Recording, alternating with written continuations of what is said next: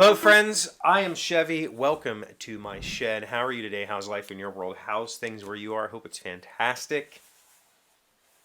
I hope that whatever it is you're up to, you're having a great day. It's a day off for me today.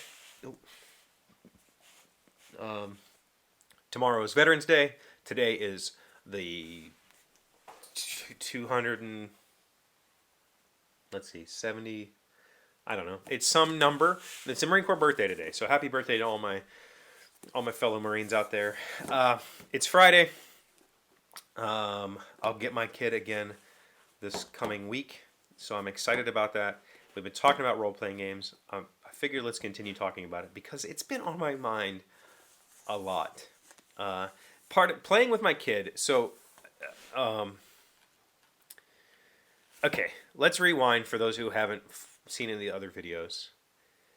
When I was in Germany, or when I was in Poland, we were driving to Germany. It was a 10-hour drive. Ignacy told me, my friend Ignacy said to me during that drive, that him and his friends always said they were going to put a game together so that they could have an adventure, they could play an adventure during that 10-hour drive, and they never did. And I got to thinking about it. I've done one-shots before. I got to thinking about how that would work in a car where one person, the driver is either not involved or is the GM or is a player, like how does the driver interact? I started thinking about, could I design that? Could I make that game? But then I discovered that those games exist, right? There's a lot of those games. I never really thought about it, but there are thousands of one-shot, very rules-light, one-page RPGs that you can just pick up and go that would work just fine in that situation. So I posted about it. I said, I've just become aware of this kind of one-shot RPG. What are your favorites? And somebody said, try Blades in the Dark. And so I bought the book, like immediately. Okay, I'll try it. Well, I went and looked it up, and I was fascinated by the setting, which always gets me. So I bought the book.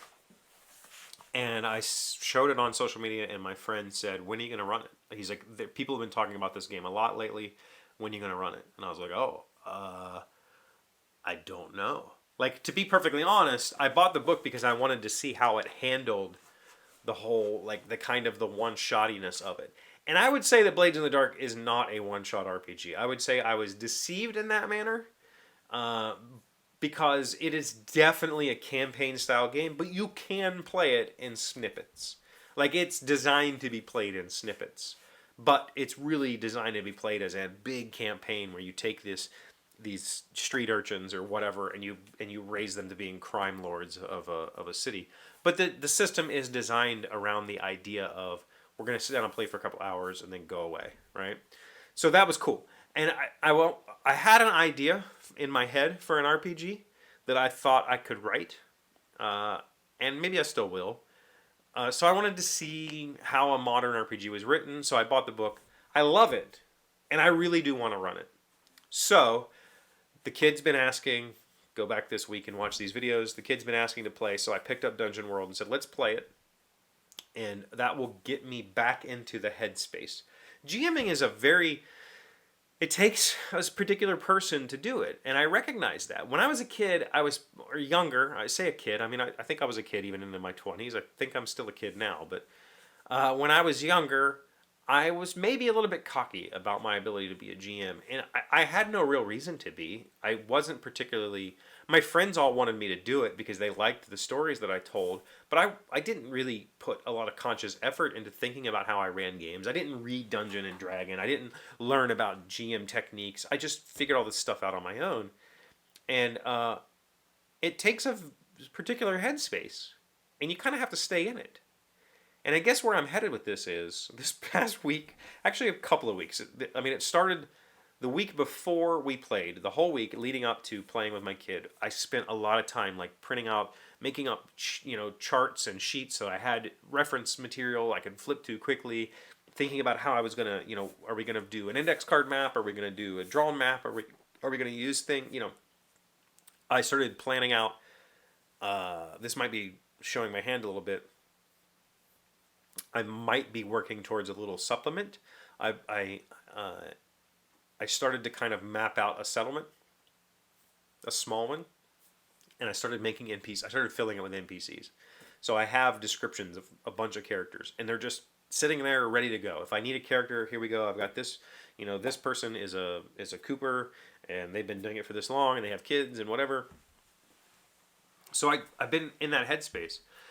But the interesting thing about Dungeon World is you don't really. The GM is not intended to be like an author of this game. The GM is just there to referee the game. The players get to make up the fiction. The GM is there to just kind of push it along. So, and I feel like that's kind of how role-playing in Blades in the Dark is supposed to work. I don't know yet. Haven't played it. But I've listened to some plays, and I think that for the most part, the GM's goal is to be like, here's a few options for scores you can try to do. What are you thinking? Here's where you currently stand with the other factions in the city. Here's where your hirelings brought in this much money. What do you want to do? How do you want to, and let the players figure out what they want to do, and you just kind of guide them through that process. And I get, again, so I picked up this Dungeon World RPG as a way to get into that headspace, and now that I'm in it, I'm realizing I think for all of these years that I have been thinking about writing, that I've been trying to figure out a way to do it, I think that all kind of came from these stories that I used to tell at an RPG table. Like, I used to have that outlet for these ideas, for these stories, for these characters, for these situations, for these scenes, for whatever.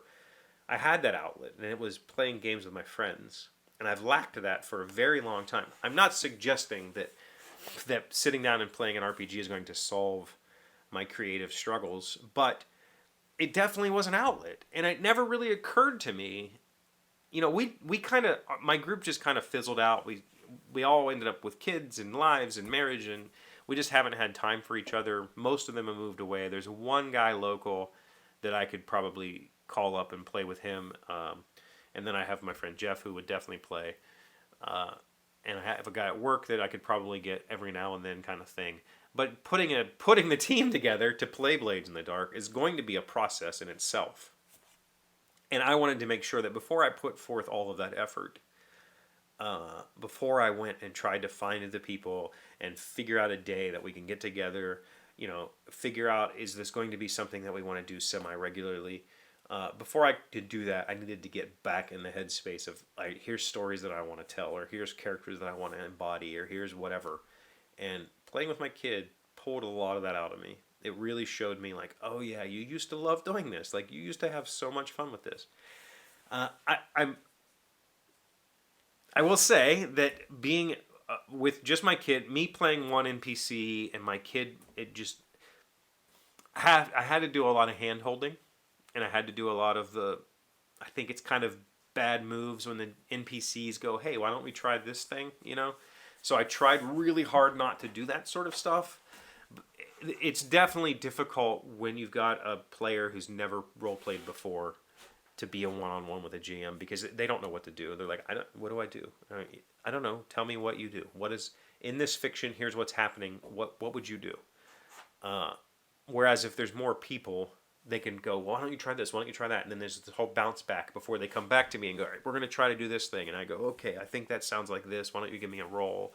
Or you do it. What are you going to do next? That sort of thing. So I think that the news is success.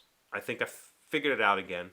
I think that I could jump into role-playing very easily, very quickly. And I just need to get a little bit more familiar with the Blades in the Dark system.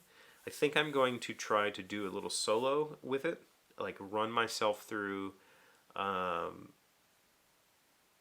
just run myself through some solo games and try to get used to the idea of this setting and whatever.